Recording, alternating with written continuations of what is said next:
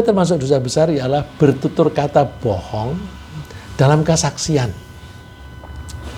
yang seringkali disebut kesaksian palsu.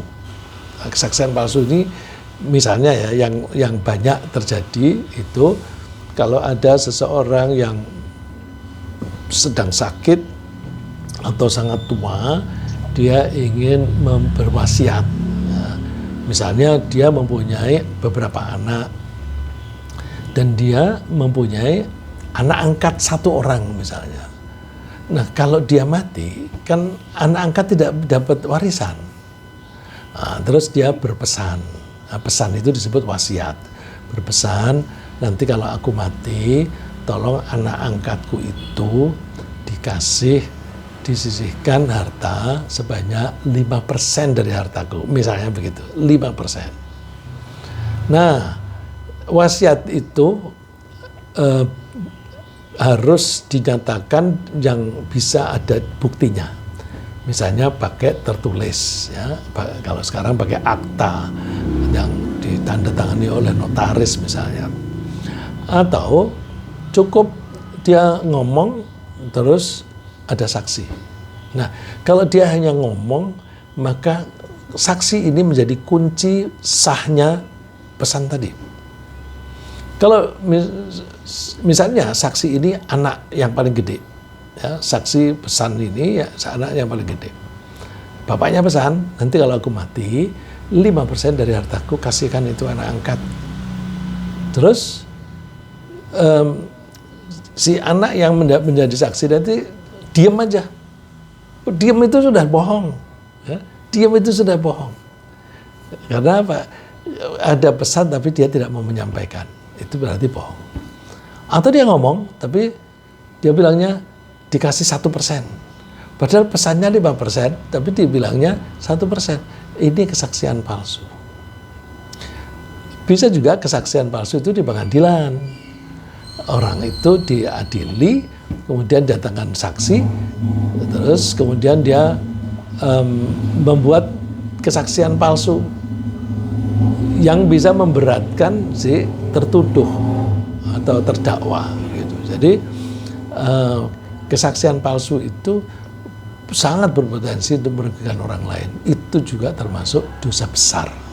Hal ini bisa mengakibatkan orang itu jatuh celaka dan tertimpa kerugian plus masuk neraka. Sampai Rasulullah itu meminta perhatian begini. Suatu saat ini Abu Bakrah itu bercerita. Rasulullah mengatakan, kalian mau nggak? Kira-kira kalau bahasa santai ya kalau sana.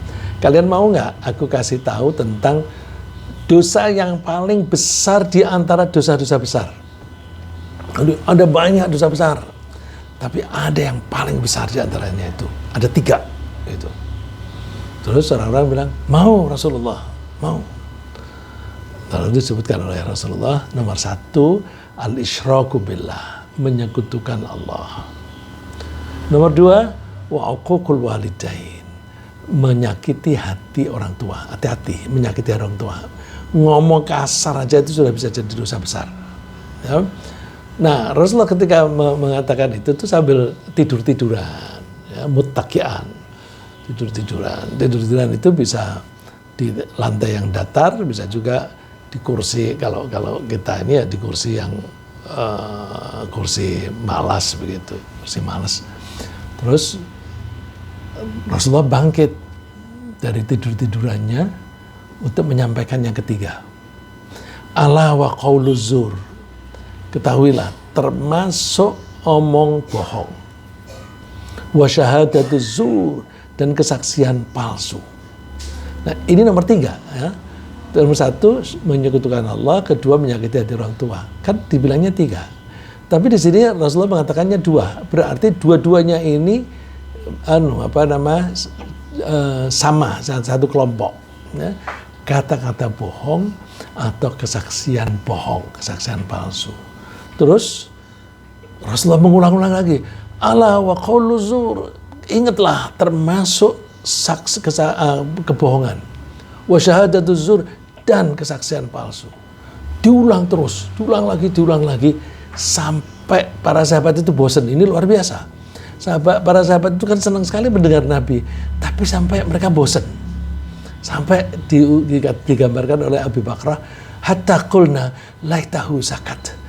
Mbok diem aja, mbok diem, kami sudah tahu